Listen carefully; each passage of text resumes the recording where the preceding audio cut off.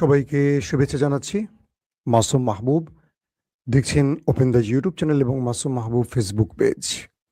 আপনাদের জন্য বেশ কিছু ব্রেকিং খবর আছে আজকে। প্রথম ব্রেকিং খবরটি হলো ডোনাল্ড ট্রাম্পের উপর হামলা হয়েছে, 6 রাউন্ড গুলি করা হয়েছে তার উপর। দ্বিতীয় গুরুত্বপূর্ণ খবর, পাকিস্তান থেকে চলে গেছে আব্বাস আরাকচি। যখন আমেরিকান প্রতিনিধি দল পাকিস্তানে আসতে চাচ্ছিল ঠিক তখনই চলে গেল পাকিস্তানের প্রতিনিধি দল। 3 নম্বর গুরুত্বপূর্ণ খবর, মার্কিন গণমাধ্যম দাবি করেছে ইরানের ইস্পাহানে গোপন বিশাল এক নিউক্লিয়ার সাইট তৈরি হয়েছে, যেখানে 1100 টন ইউরেনিয়াম সমৃদ্ধ করেছে ইরান। পাশাপাশি হরমুজ ইস্যুতে আমেরিকা শেষ পর্যন্ত বড় যুদ্ধের দিকে এগুচ্ছে, এমন তথ্য পাওয়া গেছে। দর্শক, চলুন আমি আপনাদেরকে গুরুত্বপূর্ণ খবরগুলোকে সংক্ষিপ্ত আকারে দেবার চেষ্টা করছি। প্রথম যে খবরটি দিয়ে শুরু করতে চাই সেটি হলো মার্কিন প্রেসিডেন্ট ডোনাল্ড ট্রাম্প তিনি কালকে ওয়াশিংটনে হিলটন হোটেলে সাংবাদিকদের একটি ডিনারের আয়োজন করেছিলেন এবং সেখানে প্রায় 1000 খানিক মানুষ উপস্থিত ছিল।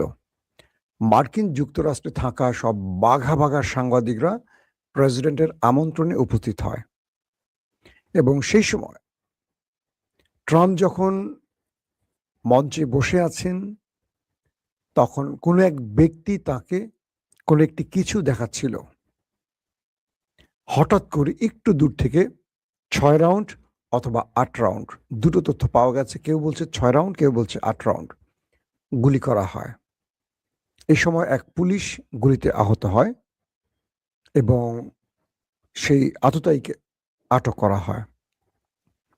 দুটো প্রশ্ন আসে যে মার্কিন প্রেসিডেন্ট যেখানে উপস্থিত থাকেন, এই যে ব্যাপক নিরাপত্তা বলয়, মেটাল ডিটেক্টর থেকে শুরু করে সব রকম নিরাপত্তা ব্যবস্থার মাঝে কি করে একজন অস্ত্র সহ প্রবেশ করলো?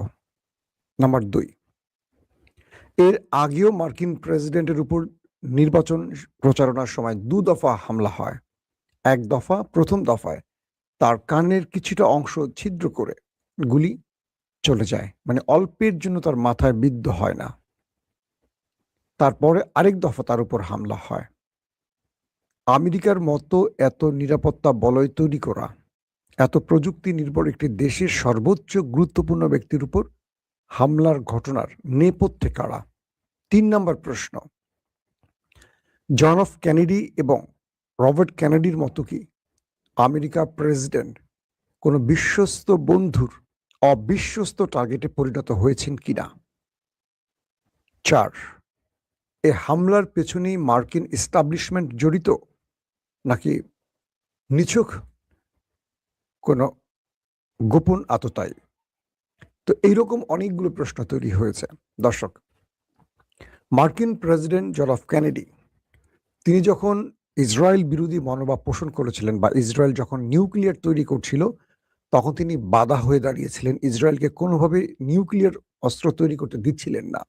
সে জন এফ কেনেডি একটা সময় আততায়ীর হাতে প্রাণ হারান এবং তার ভাই রবার্ট কেনেডি তিনিও ইসরায়েল বিরোধী মনোভাবের জন্য একসময় প্রাণ হারান। কিন্তু আজ পর্যন্ত মার্কিন যুক্তরাষ্ট্র, এত বড় শক্তিশালী দেশ, কখনো সেই প্রমাণটা খুঁজে দোষীর নামটি উচ্চারণ করেনি, কেবল ব্যক্তির মধ্যে ছেড়ে দিয়েছেন। এটার পেছনে কারো হাত আছে কিনা সেটা প্রমাণ করেনি। বলা হচ্ছে এরপর থেকে মার্কিন প্রেসিডেন্টরা ওই ছোট্ট রাষ্ট্রটির পুতুল হয়ে গেছে, পুতুল। ডোনাল্ড ট্রাম্প চাইছেন যে কোনোভাবে এই যুদ্ধ থেকে বেরিয়ে আসতে, বারবারই তিনি উদ্যোগ নিচ্ছেন, কিন্তু একটি রাষ্ট্র তাকে সেখান থেকে বেরিয়ে আসতে দিচ্ছে না, বারবার তার উপর চাপ প্রয়োগ করছেন।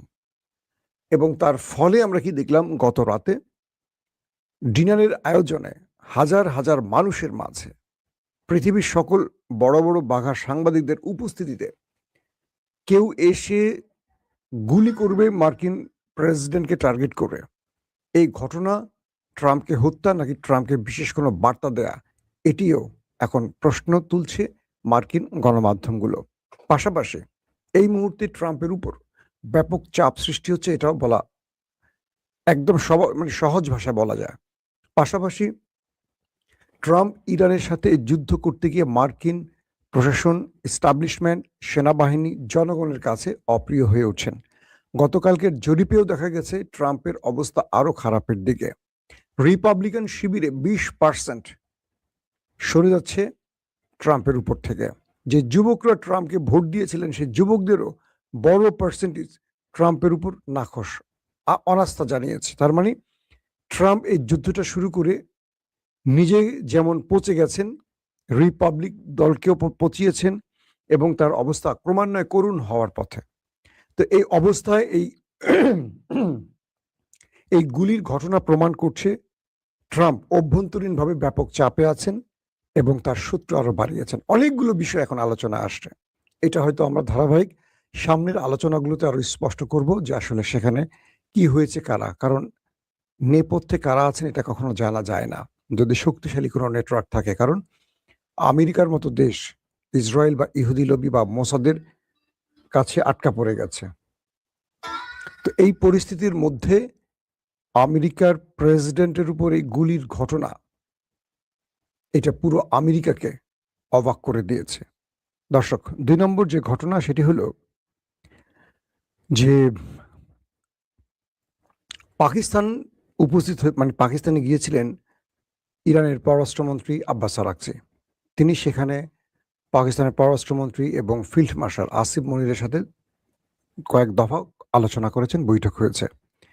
এরপর শোনা গেছে হোয়াইট হাউস থেকে উড়ে আসছিলেন দুজন মার্কিন প্রেসিডেন্টের উপদেষ্টা, একজন জেরার্ড কুশনার, একজন আরেকজন ছিলেন স্টিভ উইটকফ, আর 3 নম্বর যে ব্যক্তির আসার কথা জেডি ভেন্স।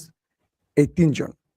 কিন্তু হঠাৎ করে জানা গেল যে ইরানের যিনি পররাষ্ট্রমন্ত্রী তিনি পাকিস্তান সফর শেষ করে ওমান চলে যাচ্ছেন এবং এখনকার খবর হলো তিনি ওমান চলে গেছেন। তো পাকিস্তানের এই প্রতিনিধি দল এসে একটা ফাঁকি খেয়েছে, অর্থাৎ আমেরিকার প্রতিনিধি দলকে পাত্তাই দেয়নি ইরানের পররাষ্ট্রমন্ত্রী, তিনি ওমান চলে গেছেন এবং কয়েকটি সূত্র বলছে তিনি ইরানের বিমান ব্যবহার না করে তিনি পাকিস্তানের বিমান ব্যবহার করে ওমানে গেছেন। এই বিষয়টি কনফার্ম তথ্য আসেনি, তবে পাকিস্তানের কয়েকজন সাংবাদিক এই বিষয়টি জানিয়েছে যে তিনি ইরানের বিমানকে রেখে পাকিস্তানের বিমানে করে ওমানের মাস্কাটে সফর করেছেন। বলা হচ্ছে যে এই আব্বাস আরাকচি ওমান সফর শেষ করে আবারও তিনি পাকিস্তানে আসবেন। এখন প্রশ্ন উঠতে পারে আবারও তিনি পাকিস্তানে আসবেন এর অর্থ এমন হতে পারে এই সময়টিতে হয়তোবা আমেরিকান প্রতিনিধি দল আবারও পাকিস্তানে আসতে পারে এবং পাকিস্তানে এসে তিনি সেখান থেকে আবার রাশিয়া সফর করবেন, রাশিয়া থেকে তিনি ইরানে ফিরে যাবেন। তো তার এই সফরটিকে নিয়ে নানান রকম রহস্যের জাল তৈরি হয়েছে, কারণ তিনি পাকিস্তানে আসলেন, সেখান থেকে ওমান চলে গেলেন, আবার আমেরিকা প্রতিনিধি দল যখন আসছে তখন তাদের সাথে দেখা না করে চলে গেলেন। এরকম নানান বিষয়গুলো এখন উঠে আসছে গণমাধ্যমগুলোতে, তারা বিভিন্ন রকম তথ্য উপস্থাপন করছে এই বিষয়ে। তো শেষ পর্যন্ত এটি প্রমাণ হয়েছে যে আমেরিকার সাথে কোনোভাবেই বসতে চাচ্ছে না ইরান। তাই ইরান আমেরিকাকে বলে দিয়েছে, একেবারে ফিল্ড মার্শাল আসিফ মনিরের হাতে লিখিত একটি কি বলবো যে পুরো ফাইল তুলে দিয়েছে ইরান। সে ফাইলের মধ্যে কয়েকটি উল্লেখযোগ্য তথ্য যেটুকু গণমাধ্যমের সূত্র পেয়েছি সেখানে বলা ছিল যে ইরান নিউক্লিয়ার ইস্যুতে আমেরিকার সাথে কোনো প্রকার আলোচনা করবে না। ইরান হরমুজ প্রণালী ইস্যুতে আলোচনা করতে পারে, যুদ্ধ বন্ধের বিষয়ে আলোচনা করতে পারে এবং ইরানের উপর যেই কি বলে নিষেধাজ্ঞাগুলো দিয়েছে গত 40-50 বছর ধরে, সে নিষেধাজ্ঞার বিষয়ে আলোচনা করতে পারে, আদার্স বিষয়গুলো আলোচনা করবে। কোনোভাবে ইরান আমেরিকার সাথে নিউক্লিয়ার ইস্যুতে আলোচনা করবে না। তো এই বিষয়টির পর আমরা দেখেছি যে মধ্যপ্রাচ্যে ব্যাপক হারে মার্কিন উপস্থিতি বাড়ছে। কিছু ড্রোন ফুটেজ দেখা গেছে যে আরবের বিভিন্ন দেশে কয়েক শত যুদ্ধ বিমান প্রবেশ করেছে, বিভিন্ন অস্ত্র প্রবেশ করছে, ইকুইপমেন্ট প্রবেশ করছে, রিফুয়েলিং ট্যাঙ্কার প্রবেশ করছে। ইসরায়েলেও ব্যাপক হারে রিফুয়েলিং ট্যাঙ্কার প্রবেশ করেছে, অস্ত্র প্রতিরক্ষা ব্যবস্থা, অর্থাৎ আমেরিকা থেকে এখন টনে টনে অস্ত্র, প্রতিরক্ষা ব্যবস্থা, রাডার সিস্টেম, যুদ্ধ বিমান, ড্রোন এগুলো ঢুকতেছে। বিগত 50 বছরে আমেরিকা কোনো দেশে হামলার জন্য এত ব্যাপক উপস্থিতি বা সামরিক অস্ত্র প্রস্তুত করেনি। যেটা সাম্প্রতিক সময় দেখা যাচ্ছে। তার মানে এটুকু বলা যায় যে আমেরিকা ইরানের বিরুদ্ধে একটা বড় যুদ্ধের প্রস্তুতি নিচ্ছে। অন্যদিকে কালকে যখন আব্বাস আরাকচি পাকিস্তানে উপস্থিত ছিলেন, তখন আমেরিকান একজন সাংবাদিক ক্যাথরিন, তিনি সেখানে উপস্থিত ছিলেন। এই নারী সাংবাদিক ডোনাল্ড ট্রাম্পকে নক করেছেন যে, "এখানে তো আব্বাস আরাকচি চলে গেছেন। আমি কি আর এখানে থাকবো নাকি আমি আমেরিকাতে ব্যাক করব?" ডোনাল্ড ট্রাম্প তাকে আ মানে মেসেজ করে পাঠিয়েছেন যে, "তোমার জায়গায় আমি থাকলে আমি থেকে যেতাম। কারণ পৃথিবীর অনেক বড় খবর এখন পাকিস্তান থেকে পাওয়া যাবে।" ক্যাথরিন পাকিস্তানে অবস্থান করেন, তিনি আর চলে আসেন না। এরপর যখন আব্বাস আরাকচি পাকিস্তান ত্যাগ করে চলে যায় ওমানের উদ্দেশ্যে, তখন ডোনাল্ড ট্রাম্প তাকে আবারও পোস্ট করেন, "কাম হোম", বাড়িতে ফিরে আসো। তার মানে এই সাংবাদিককে পাকিস্তানে রেখে আবার ডোনাল্ড ট্রাম্প নিজেই "কাম হোম" লিখে তার গন্তব্যে ফিরিয়ে আনার পেছনে আরেকটি কারণ হতে পারে যে শীঘ্রই আমেরিকা ইরানে বড় আক্রমণ করতে যাচ্ছে। দর্শক, আসেন এবার সবচেয়ে বড় গুরুত্বপূর্ণ খবরটি আপনাদের দিতে চাই। নিউ ইয়র্ক টাইমস আমেরিকার একটি গুরুত্বপূর্ণ গণমাধ্যম। তাদের একটি খবরে আজকে প্রকাশ হয়েছে যে ইরানের ইস্পাহান যে মানে পাহাড়ি অঞ্চল, এর আশপাশে কোনো একটি গোপন জায়গায় ইরানের বিশাল এক পারমাণবিক সাইট তৈরি হয়েছে, যেটা কেউ জানে না।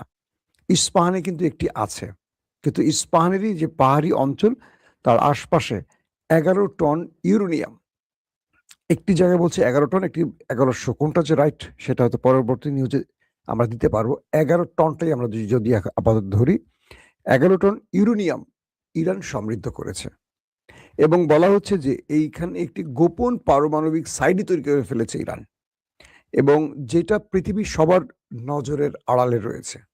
কে বলছে এটা? New York Times. এবং বলছে যে এখান থেকে ইরান হয়তোবা বড় কোনো নিউক্লিয়ার তৈরির কাজ চালিয়ে যাচ্ছে, এবং ইস্পাহান, ফোর্দো বা যেই মানে আমরা জানি যেগুলি ইরানের রয়েছে, এটার আড়ালের এই নিউক্লিয়ার সাইট। আর ইরান বলছে তাদের কাছে আছে 400 কেজি নিউক্লিয়ার, যদিও আমেরিকা বলছে 450 কেজি। এবং আমেরিকা বা IAEA, যেটা পারমাণবিক বিষয়গুলো তদন্ত করে, সেই সংস্থাটি বলছে যে ইরানের কাছে 60% সমৃদ্ধকরণ ইউরেনিয়াম রয়েছে, যেটা 90% হলে একটা নিউক্লিয়ার বোমা তৈরি করা সম্ভব। তো 60% হলে 90% করা খুব ইজি ব্যাপার। প্রথম ধাপে এটা কঠিন বিশুদ্ধ করার ক্ষেত্রে। 60% হলে এটা খুব অল্প সময়ে বাকি 30% কভার করে, মানে 90% কভার করা যায়। তো এই মুহূর্তে যে খবরটি আসছে, নিউ ইয়র্ক টাইমস হঠাৎ করে এই খবরটি কেন দিল যে ইরান ইস্পাহানের পাহাড়ি অঞ্চলে একটি গোপন আস্তানায় একটা বিশাল পারমাণবিক প্ল্যান্ট তৈরি করছে, সেখানে 11 টন ইউরেনিয়াম ইরানের হাতে আছে? এই খবরগুলোর দুটো ব্যাখ্যা হতে পারে। এক, যে যখন ইরাককে আমেরিকা ধ্বংস করেছে, তখন ঠিক ইরাকের বিরুদ্ধে আমেরিকা এরকম অভিযোগ তুলেছিল যে ইরাকের কাছে নিষিদ্ধ এই রাসায়নিক অস্ত্র আছে, এটা ধ্বংস করতে হবে। এবং এই ধ্বংসের নাম করে আমেরিকা ইরাকে এসে প্রায় 2 মিলিয়ন ইরাকিকে হত্যা করে। কোনো কোনো মাধ্যম বলছে 1 মিলিয়নের বেশি, কোনটা বলছে 2 মিলিয়নের বেশি ইরাকিকে হত্যা করে। এবং পরবর্তী জানা গেছে যে ইরাকের হাতে এরকম কোনো অস্ত্র নেই, কিন্তু ইরাক তো ধ্বংস হয়ে গেছে আমেরিকার আগ্রাসনে। তো বিভিন্ন পক্ষ বলছে আমেরিকা ইরানে আক্রমণের জন্য এই যে নিউক্লিয়ার সাইডে প্রায় 1100 টন বা 11 টন ইউরেনিয়াম পাওয়ার যে গুজবটি ছড়াচ্ছে, এটি আমেরিকার একটি ফাঁদ। এই খবরটি দিয়েই ইরানে হামলা করার বৈধতা তৈরি করতে চায়। আবার কোনো কোনো মাধ্যম বলছে যে না, এটি হতে পারে যে ইরান ইস্পাহানের গোপন কোনো জায়গায় সত্যিকার অর্থেই একটি পারমাণবিক সাইট তৈরি করেছে। দুটি হতে পারে। এখন এই দুটো বিষয়ের সত্যটা কিভাবে আমরা প্রমাণ করব? ইরান কি বক্তব্য দেয় তার উপরে না। ইরান তো সত্যটা স্বীকার করবে না, আবার আমেরিকারও সত্যটা স্বীকার করবে না।